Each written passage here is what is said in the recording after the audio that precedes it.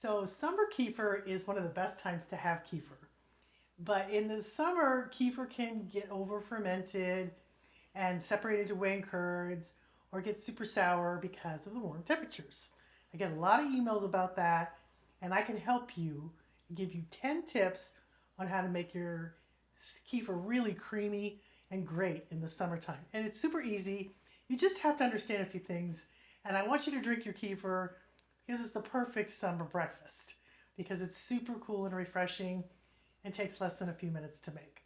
So let's get into the 10 tips on summer kefir. The very first tip is to use fewer kefir grains if you're fermenting. So 1 tablespoon of grains can ferment 2 to 4 cups of milk. But in summer temperatures, the warmer your kitchen, the faster ferment.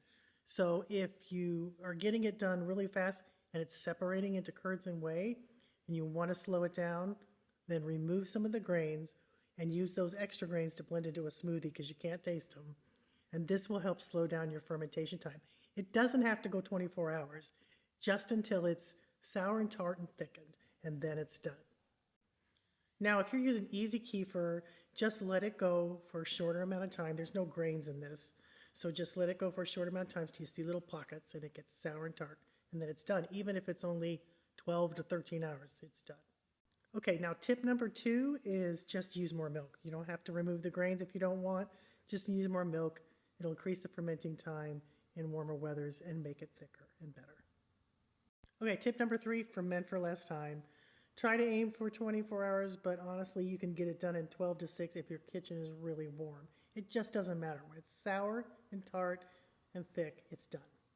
Okay, tip number 4, if your house is warm above 78 Fahrenheit, keep your kefir in a cooler. Put the kefir in a cooler with an ice bag or 2 and leave the lid open a little bit and let the kefir ferment till it's thick and sour and isn't over fermented. That works really good in the summertime. Okay, tip number 5, keep it in a cooler room. Kefir likes 68 to 75 Fahrenheit, and if you can find a room that is that cool, then that's a great place to ferment your kefir. Okay, number 6, make bigger batches. If you're using easy kefir packages, you can make a larger batch all at once. And after your first batch, which is a quart, always do the first one as a quart, then you can make double that batch. And it will slow down the fermentation, and it works better in the summertime to make bigger batches. You don't have to, but it does work.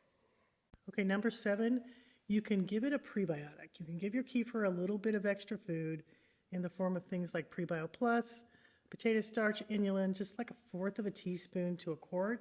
It gives it more food. It takes longer to ferment, but just watch it. And once it's thick and tart, then it's ready to go and be placed in the fridge. Okay, tip number 8. If your kefir starts to taste yeasty or has a strong astringent taste, that's then when the yeast to bacteria ratio have gotten out of balance. So there are good yeast in kefir, such as Saccharomyces kefir and Turla kefir. And when it starts to taste yeasty, that means the yeast has become stronger. So you haven't been feeding it enough, or it got too hot, and you want the good bacteria to be the dominant factor. So you need to give it more milk, or maybe some Prebio Plus, or some inulin, or potato starch, just a little bit of it.